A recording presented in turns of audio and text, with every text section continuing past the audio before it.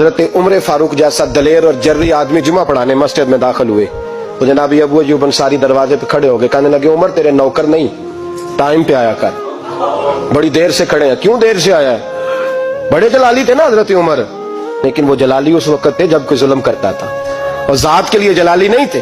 کب وقت پہ آیا کر، کو ملازم نہیں تیرے؟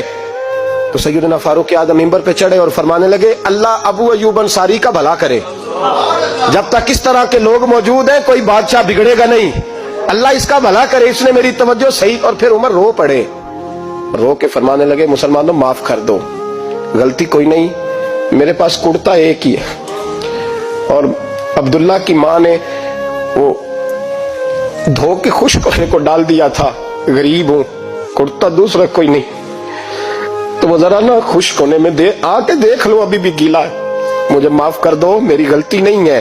صحابہ درد کے ساتھ رونے لگے اور کہنے لگے اللہ اس طرح کے حکمران ہمیشہ عطا کرتا رہے۔